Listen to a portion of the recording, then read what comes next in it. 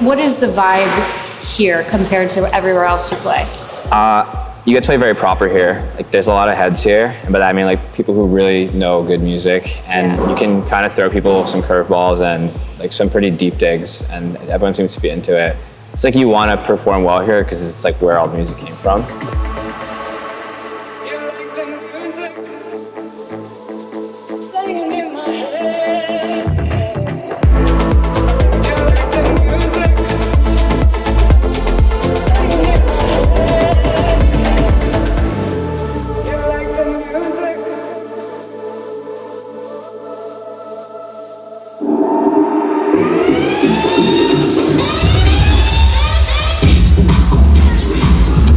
If you guys haven't been to a house call show and you live in Chicago, you are seriously missing out. These guys and gals are innovating the Chicago music scene like I have not seen any other grassroots group do before. I had so much fun at their area code show. It was their first ever area code show at this warehouse in Pilsen. It was awesome. It was everything a warehouse show should be. And an added bonus, I got to catch up with Kai William, who I interviewed on the show, I think like six months ago now. And we talked about what he's doing with his label, got an update on some of the events he's planning to throw this year, and it was a really cool opportunity to sync up in person like that. So I hope you enjoy our conversation at the Area Code Show on February 3rd. Kai, it is so good to see you in person. This is the first time I think I've had a guest come on twice, okay? And it's during our birthday month. I know. Aquarius gang. Yeah, 30 years old soon. Oh my God, the big 30. Okay, I'm really excited to talk to you because I know the last time we spoke, you were kind of setting the stage for the big year you had ahead. And I love that Chicago's part of that mix. So how does it feel being in this spooky warehouse?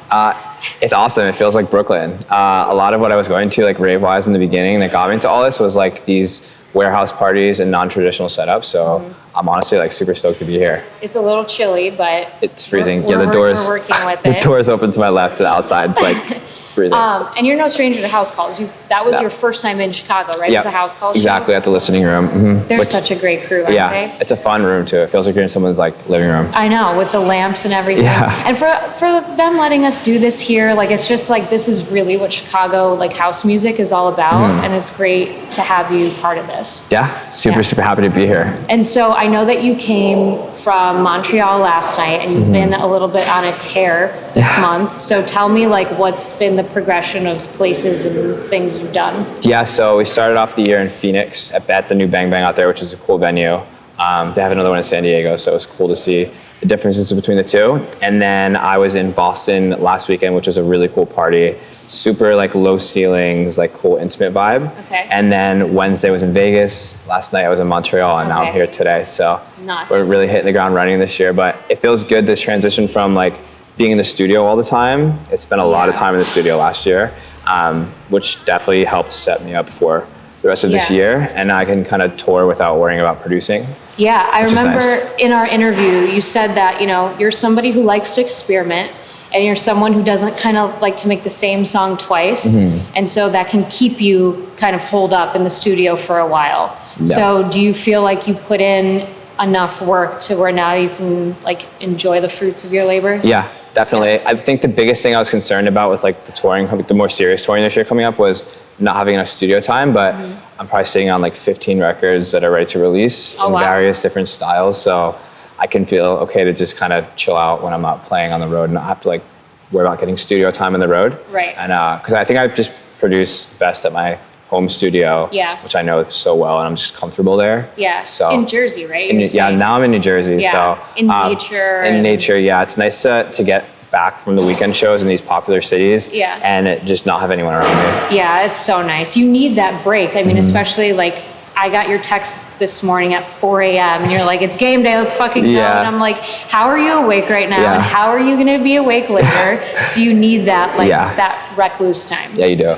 because I just spend a lot of time napping now. Yeah, you're saying that you can like nap anywhere. That's such a skill that I'm jealous of, but you probably need it as an artist. You need to sleep on airplanes, sleep in just anywhere. Yeah. So all of the shows this month kind of have like a different vibe. So how are you? I'm always interested, especially if I've seen an artist a couple times and like see them play completely different sets.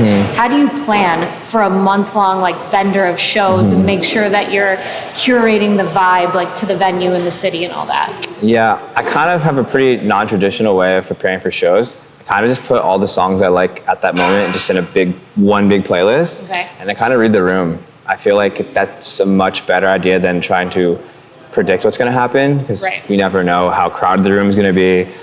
What the energy is going to be, the DJ before you, what are they leaving you on. Right. So, I think having just a big playlist of everything you're feeling at the moment can help a lot. It can also be pretty stressful at the same time, but I think that creates like cool, unique sets. Yeah. Because I'm not just like so focused on playing those select tracks I picked. I can see everything on like a bigger overview. Yeah.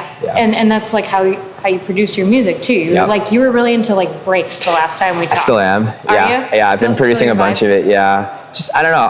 I get really inspired when I keep trying new things rather than the same rinse and repeat, which becomes very mundane to me, and I get bored. Yeah.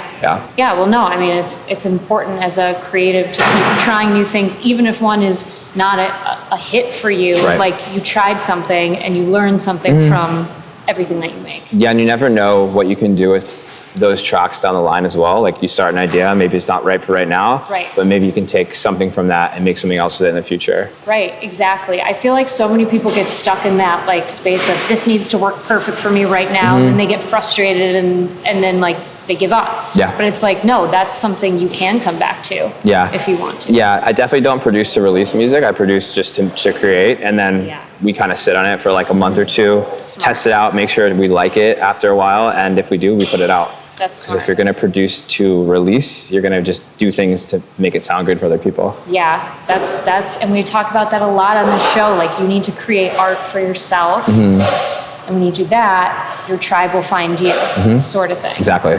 So another thing we talked about was you doing your own events. Yep. So what's the latest on that? Yeah, I'm really excited. This is just like a pretty big February for me coming up overall. Like bunch of shows all over the place, but most importantly, I'm doing my first label showcase in New York. Amazing. At this venue called Jolene Sound Room. It's got incredible sound system, nice intimate venue. It's a good size for us to do a launch party at. So I'm really, really excited about that. And I'm happy we talked about that last time and I'm actually doing it now. Yeah, like. It's cool to see that. It is. I mean, it's powerful to like say what you're gonna do, because if you say it into the universe, like you feel like you gotta stick to it. Yeah. Like I know if I tell somebody something and then I don't do it, like that's embarrassing, you know what I mean? So like it's powerful. And I know you and I have talked a couple times in between, you know, now and then when we first met, about your label and about the artists that you sign and that you work with. And I know you're very involved like with their artistry and their come up. So where does that come from? Because you can just be a label boss and be like, send me shit, and if I don't like it, I don't like it. But you're involved in the process. Yeah, I think it's important because it's very much a reflection of me. So, I mean, I've even gone to the point of doing sessions with the artist on the track and like doing, you know, even virtually just like opening up a project and saying, maybe we change a couple of these things and getting it to a better spot. Because obviously the best music in the world is made with big teams of people. Right. So I think the industry's in this weird place where everyone feels all this pressure to do it themselves. Yeah. But if you look at these really big tracks by these big artists, it's almost always 5, 6, 7 people. Wow, that's really cool. And the fact that they get to have your guidance is so huge, because I think there's a lot of mentorship in the industry, but it also can be an intimidating industry. Yeah. So is that kind of like part of it, like the being approachable? I just always liked enjoying connecting with people and just trying to create something even better than like the best possible product we can. Yeah. Not to call it a product, but. Yeah, no, but it is. Yeah. I mean, it's, you know, it's a reflection of you. Like whatever you put on your label is going to reflect. Exactly. You are the tastemaker of it. Exactly, yeah. So yeah, that's pretty amazing. So being in Chicago, I always like to ask artists, like, is there anything different about playing here than there is in other cities. And I mean, you're a New Yorker, New York or technically New Jersey? Technically New Jersey, but Same shit. I'm right across the river. Yeah. Some people might be like, oh, you're from New Jersey. Yeah, but yeah. It's kind of the same thing. Yeah, but like you're close enough. So Yeah. like, what is the vibe here compared to everywhere else you play? You get to play very proper here. Like there's a lot of heads here, but I mean like people who really know good music, and you can kind of throw people some curveballs and like some pretty deep digs, and everyone seems to be into it. It's like you want to perform well here because it's like where all the music came from. Right. So it's like a very exciting feeling. So is that more or less intimidating playing to an educated crowd? No, I think I get more excited to play to those types of crowds because I don't always have those opportunities to play those types of music because I know it's not going to go over well. Right. I'll always try in a set to see if I can push it that way. Yeah. But it doesn't always work out, so then I'll just come back and go the other route. But yeah. Okay, so this might be a dumb question, but like as someone who's never stood behind decks, like I don't know. How do you know if things aren't going well? Because like I don't know, it's dark out there and maybe like you're getting blinded, but like how do you see? Do you physically see like, oh, people aren't dancing, or like is it like a... I do this thing where I try to make eye contact with everybody. So like really? I can genuinely see on their face if they're having fun or not. Yeah. If they're talking to their friends a lot, they're probably bored. Yeah, that's so true. People are just like kind of focused on the music and they're genuinely dancing.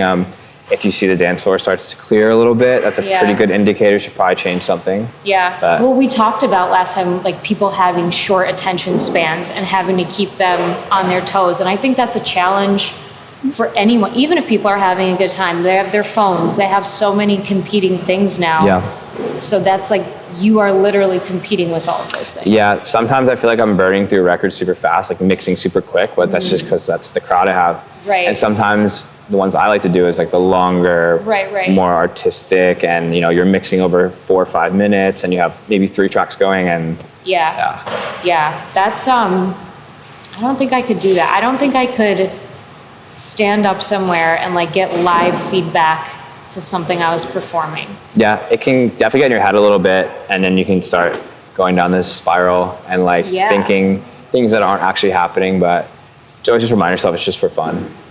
Right. I think that's like the note we ended on last time. We talked like this is all for fun, and if you're not having fun, like why are you doing it? Yeah, and most people are here just to let loose and have fun, and like they're not paying attention to the little things. Right. Like, I've made some pretty major errors when I'm playing, as has everybody. Yeah.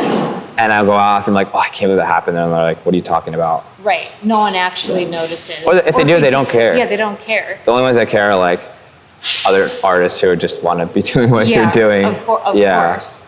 And I talked about this in the last episode about branding, about how like as an artist, as a DJ, you take on the role of the vibe curator. So like you're the guide. And do you see yourself in that role, like as a guide, like when you stand behind the decks? Yeah, I think so.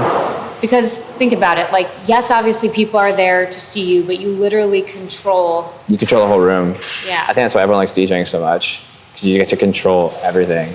So it's We're also a bunch of control freaks. I was gonna say, wait, control freaks or narcissists? No, it's cool. I mean, that's the whole fun in DJing is like you can, you want to pick up the energy, you pick up the energy. If you want to throw them this way, you throw them that way. It's fun. Yeah, that's really amazing. So, all right, so you have a lot of exciting things coming up with your events, your label. Is there anything that we didn't cover that you want to make sure people know? I have a really great release from Jeff Storkowitz coming out on the label. Oh, great. Yeah, you said that. I think it's February 16th. Yeah, on the 16th. It's 3 tracks.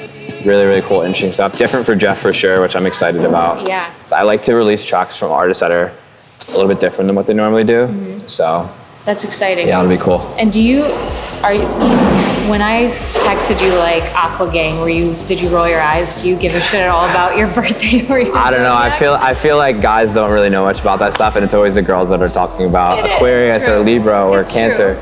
But did you know that Aquarius is the rarest sign because February is the shortest month? That would make a lot of sense. Yeah. I did not know that. You should lean into it. Like, it's a cool thing to be. Cool. All right. Let's do it. Thank you for doing it. I know that you've had a crazy day and you're like on no sleep. Yeah, I'm on like an hour. Well, I'm glad that you're my first in real life interview because, you have something to say. You have a perspective, and that's what this show's all about. Yeah, thanks for having me.